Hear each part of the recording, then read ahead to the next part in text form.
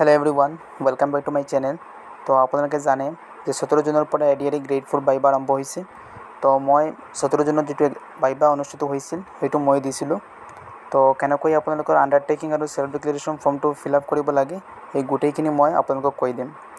আৰু ক্লাছ 10 আৰু ক্লাছ 8ৰ যেটো এডমিট কাৰ্ডৰ লগত যেটো আন্ডাৰটেকিং আৰু সেলফ ডিক্লাৰেশ্যন থাকে এই দুয়োটো এডমিট কাৰ্ডৰ আন্ডাৰটেকিং আৰু সেলফ ডিক্লাৰেশ্যন ফিল আপৰ প্ৰসেস একেই হয়, ঠিক আছে। তো এইটোৰ বাবে মই কেনেকৈ কৰিছিলোঁ এই গোটেই প্ৰসেসটো মই আপোনালোকক কৈ দিম। তো আপোনালোকে চাই লওক, এইটো কয় ক্লাছ 10ৰ বাবে আন্ডাৰটেকিংখন আৰু ক্লাছ 8ৰ সেম প্ৰসেস হয় ফিল আপৰ বাবে আপোনালোকে কৰি দিব, ঠিক আছে। ক্লাছ 10 যেনেকৈ হয় ক্লাছ 8ৰ সেম হয়। তো ইয়াত আপোনালোকে চাই লওক, ইয়াত আপোনালোকৰ ৰোল নাম্বাৰ থাকিব, অলৰেডি মেনশ্যন আপোনালোকৰ কৰা আছে, আপোনালোকে চাব। ইয়াত আপোনালোকৰ এপ্লিকেশ্যন নাম্বাৰ থাকিব আৰু ইয়াত আপোনালোকৰ নেম থাকিব আৰু সেই নেম অনুযায়ী আপোনালোকে মিষ্টাৰ আৰু মিছেছ যি হয় আপোনালোকে তাৰ ওপৰত এনেকৈ এটা টিক দিব, ঠিক আছে। এইটো মিছ নকৰিব। আৰু ইয়াত যেটো আপোনালোকৰ থাকিব, আপোনালোকে ইয়াত যেটো নাম থাকিব তেওঁৰ আপোনালোকে কি হয়, ডটাৰ হয় না সন হয় না ওয়াইফ হয়, আপোনালোকৰ কি হয় এইটো আপোনালোকে ইয়াত মেনশ্যন কৰিব। ইয়াত এটা ওপৰত এটা টিক দিব যি হয়, ঠিক আছে। সন হ'লে সনৰ ওপৰত টিক দিব, ওয়াইফ হ'লে ওয়াইফৰ ওপৰত বা ডটাৰ হ'লে ডটাৰৰ ওপৰত। নেক্সট হৈছে আপোনালোকৰ ভিলেজ বা টাউন। আপোনালোকে যদি ভিলেজৰ হয় তেনেহ'লে ভিলেজৰ ওপৰত এটা টিক দিব বা টাউনৰ হ'লে টাউনৰ ওপৰত টিক দিব আৰু যি হয় আপোনালোকে ইয়াত লিখি দিব, ঠিক আছে। নেক্সট হৈছে পিএস মিন্স পুলিচ ষ্টেচন, আপোনালোকৰ পুলিচ ষ্টেচনৰ নামটো ইয়াত লিখি দিব। তাৰপিছত হৈছে সাব ডিভিজন। চাওক, প্ৰতিখন জিলাত এখন বা দুখন বা তিনিখন সাব ডিভিজন থাকে। যেনেকৈ মই হৈছোঁ হাইলাকান্দি জিলাৰ পৰা। হাইলাকান্দি জিলাখনত দুখন সাব ডিভিজন আছে, কাটলিচৰ আৰু হাইলাকান্দি। তো মোৰ সাব ডিভিজনটো আছিল হাইলাকান্দি, তো মই ইয়াত হাইলাকান্দি লিখিছিলোঁ। আৰু আপোনালোকৰ ডিষ্ট্ৰিক্ট, তো যিখন জিলা হয় আপোনালোকে জিলাখনৰ নাম ইয়াত লিখি দিব। নেক্সট আপোনালোকে চাওক, ইয়াত নেম অফ দ্য কেণ্ডিডেট আপোনালোকৰ অলৰেডি মেনশ্যন থাকিব আৰু কেণ্ডিডেটৰ ৰোল নম্বৰ ইয়াত থাকিব। আৰু ইয়া হৈছে এইটো ক্লাছ 10ৰ বাবে আন্ডাৰটেকিং আৰু সিমিলাৰলি আন্ডাৰটেকিং যেটো ক্লাছ 8ৰ থাকিব সেম পেটাৰ্ণ থাকিব, জাষ্ট অনলি ইয়াত ক্লাছ 8 থাকিব লিখা, ঠিক আছে।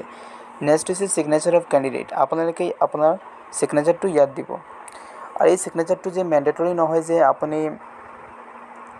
এক্সামৰ দিনখনত ডকুমেণ্ট ভেৰিফিকেশ্যনৰ সময়ত টিচাৰৰ যি টিচাৰ্ছ থাকিব তেওঁলোকৰ প্ৰেজেঞ্চত আপুনি সিগনেচাৰটো দিব, সেইটো মেণ্ডেটৰী নহয়। আপোনালোকে ঘৰৰ পৰা আপোনালোকে দিব পাৰে, ঘৰৰ পৰা দি আপোনালোকে যাব পাৰে।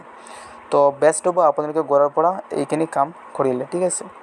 আৰু প্লেচ, আপোনালোকে এইটো মনত ৰাখিব যে আপুনি ভিলেজ বা যিখন টাউনত থাকে সেইটো ভিলেজ নহয়। এই ভিলেজখন হৈছে আপুনি যিখন চেণ্টাৰত ভাইবা দিয়াৰ কাৰণে আপুনি গৈছে সেই চেণ্টাৰখন কোনখন ঠাইত আছে সেই ঠাইটোৰ নাম লিখিব লাগে। ফৰ এক্সাম্পল মোৰ চেণ্টাৰটো আছিল কৃষ্ণকান্ত সন্দিকৈ অ'পেন ইউনিভাৰ্চিটি খানাপাৰা। তো সেইটোৰ কাৰণে মই সুধিছিলোঁ বা মোৰ গ্ৰুপত বৰ্ডত যিখিনি ষ্টুডেণ্টছ আছে তেওঁলোকে সুধিছিলে ছাৰসকলক। তো তেওঁলোকে কৈছে যে ইয়াত লিখিব লাগে যে আপুনি যি ঠাইত আহি এক্সামটো দিছে বা ভাইবাৰ কাৰণে যি ঠাইত আপুনি আহিছে সেই চেণ্টাৰটোৰ ঠাই আপুনি ইয়াত মেনশ্যন কৰিব লাগে, ঠিক আছে। তো সেইটোৰ কাৰণে মই ইয়াত খানাপাৰা লিখিছিলোঁ। আৰু যদি আপোনাৰ যদি কিবা চেণ্টাৰ কোনোবা যদি চেণ্টাৰ থাকে কৃষ্ণকান্ত সন্দিকৈ অ'পেন ইউনিভাৰ্চিটি খানাপাৰা, তেনেহ'লে আপোনালোকে ইয়াত খানাপাৰা লিখিব পাৰে। আৰু যদি আপোনালোকৰ বেলেগ চেণ্টাৰ হয়, বেলেগ যদি চেণ্টাৰ থাকে other than Krishna Kanta Handiqui open university, তেনেহ'লে আপোনালোকে সেইটো স্কিপ কৰিব। আপোনালোকে ডকুমেণ্ট ভেৰিফিকেশ্যনৰ সময়ত ছাৰসকলক আপোনালোকে সুধিব যে মই ইয়াত কি লিখিম, তেওঁলোকে আপোনালোকক ধুনীয়াকৈ কৈ দিব, ঠিক আছে। আৰু আপোনালোকে ডেট, ইয়াত আপোনালোকৰ যিটো দিনত আপোনালোকৰ এক্সামটো হ'ব সেই দিনৰ যিটো ডেট থাকিব সেই ডেটটো ইয়াত মেনশ্যন কৰিব, ঠিক আছে। আৰু আপোনালোকে চাওক, এইখন আছিল আন্ডাৰটেকিং। তো মই কৈ দিছোঁ আন্ডাৰটেকিংখন কেনেকৈ ফিল আপ কৰিব লাগে, ঠিক আছে। আপোনালোকে ঘৰতো কৰিব পাৰে আৰু চেণ্টাৰত গৈ আপোনালোকে ডকুমেণ্ট ভেৰিফিকেশ্যন সময়তো কৰিব পাৰে। যদি আপোনালোকে ঘৰত কৰি যায় তেনেহ'লে ডকুমেণ্ট ভেৰিফিকেশ্যন আপোনালোকৰটো ফাষ্ট হ'ব, ঠিক আছে। নহ'লে কিন্তু আপুনি বহুত প্ৰব্লেম হ'ব, ঠিক আছে। আপুনি যদি একো নকৰি যদি চেণ্টাৰত যায় তেনেহ'লে আপোনালোকৰ বহুত প্ৰব্লেম হ'ব। এইটোৰ বাবে মই কৈছোঁ, যদি আপোনালোকৰ ঘৰত কৰিলে কিবা ভুল হ'লেও আপোনালোকে জেৰক্স কপি আন এটা কৰি ল'ব। কিন্তু এক্সামত গৈ যদি আপোনালোকৰ ভুল হয় কিন্তু আপোনালোকে এইটো কপি কিন্তু আৰু নাপাব। সেইটোৰ বাবে ঘৰত কৰিলে বহুত ভাল হ'ব। নেক্সট হৈছে সেল্ফ ডিক্লাৰেশ্যন ফৰ্মটো কেনেকৈ ফিল আপ কৰিব চাই লওক। এইখন হৈছে সেল্ফ ডিক্লাৰেশ্যন ফৰ্ম আৰু তাত আপোনালোকে চাব প্ৰথমতে আছে ডেট, আপোনালোকে এক্সামৰ ডেটটো ইয়াত লিখিব। আৰু নেক্সট হৈছে qualified in the written test for the post please tick the right option only. আপোনালোকে এই দিনত বা মৰ্ণিঙত হওক বা ইভিনিং হওক যিখিনি সময়ত যিটো ইণ্টাৰভিউ দিয়াৰ কাৰণে আপুনি গৈছে, আপুনি ক্লাছ 8ৰ বাবে যদি ইণ্টাৰভিউ দিয়াৰ বাবে গৈছে তেনেহ'লে আপোনালোকে ইয়াত 8ত টিক কৰিব। যদি 10ৰ বাবে গৈছে ইণ্টাৰভিউ দিয়াৰ বাবে তেনেহ'লে আপোনালোকে ইয়াত 10 ক্লিক কৰিব। যদি ITI পাছৰ বাবে গৈছে আপুনি তেনেহ'লে আপোনালোকে ইয়াত টিক কৰিব যে গোটেইখিনি মই ক্লাছ 8ও কোৱালিফাই কৰিছোঁ, মই 10ও কোৱালিফাই কৰিছোঁ। এনেকুৱা নহয় যে মই দুটা এক্সাম কোৱালিফাই কৰিছোঁ, মই একেলগে দুটা টিক কৰিছোঁ, এনেকুৱা নহয়। আপোনালোকে জাষ্ট এটাতো টিক কৰিব লাগে। নেক্সট আপোনালোকৰ ইয়াত ৰোল নাম্বাৰ, এপ্লিকেশ্যন নাম্বাৰ গোটেইখিনি আপোনালোকৰ লিখা থাকিব। আৰু হৈছে ইয়াত নেম অফ ডকুমেণ্টছবিলাক কেনেকৈ ছাবমিট কৰিব লাগে, কেনেকৈ এছ বা ন ইয়াক কি দিয়া আছে আপোনালোকে এইটোত চাব এবাৰ, ঠিক আছে। ইয়াত আপোনালোকে য়েছ দিয়া আছে, এইটো মতলব এইটো নহয় যে আপোনালোকে নিশ্চয় য়েছ বা ন এইখিনি লিখিব, আপোনালোকে জাষ্ট টিক কৰিলে হৈ যাব। তো ডকুমেণ্টবিলাক আপোনালোকে চাব। তো নাম্বাৰ 1 যিটো আছে এডমিট কাৰ্ড অফ ইণ্টাৰভিউ, তো আপোনালোকে ইণ্টাৰভিউ যিটো এডমিট কাৰ্ড আছে এইটো আপোনালোকে ছাবমিট কৰিব অবভিয়াছলি। তো সেইটোৰ বাবে আপোনালোকে ইয়াত য়েছত টিক কৰিব। নেক্সট হৈছে employment exchange registration certificate or card in original and self attested photocopy, 2 copy নিব, এটা ছেল্ফ এটাষ্টেড ফটোকপি নিব আৰু এটা অৰিজিনেল নিব। তো সেইটো আপোনালোকে ইয়াত য়েছ টিক কৰিব। নেক্সট হৈছে এজ প্ৰুফ এডমিট কাৰ্ড অৰ HSLC এক্সাম অৰ বাৰ্থ চাৰ্টিফিকেট। তো HSLC এক্সামৰ যিটো এডমিট কাৰ্ড আছে বা বাৰ্থ চাৰ্টিফিকেট আপোনালোকে original and self attested photocopy নিব। তো সেইটোৰ বাবে আপোনালোকে ইয়াত য়েছত টিক কৰিব। নেক্সট হৈছে marksheet of and birth certificate of matric আৰু HSৰ, এইটো আপোনালোকে ইয়াত টিক কৰিব, ঠিক আছে। এইটো অৰিজিনেলো ল'ব আৰু লগতে ছেল্ফ এটাষ্টেড ফটোকপিও নিব।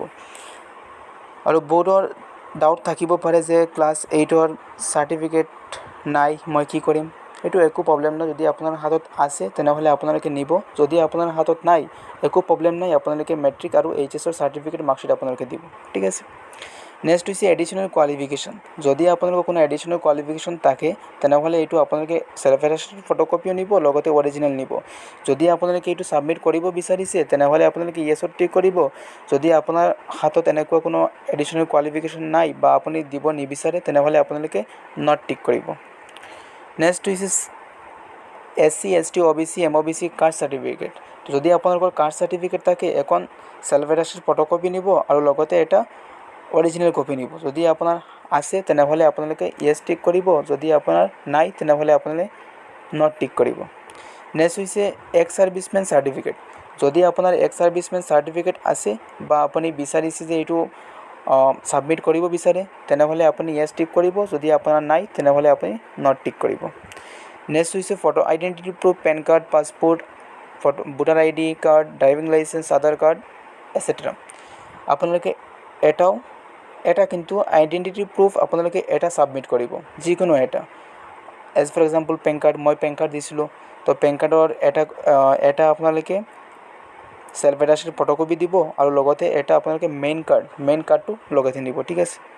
তো সেইটোত আপোনালোকে য়েছ টিক কৰিব। নেক্সট হৈছে 2 copies of self attested passport size recent photograph.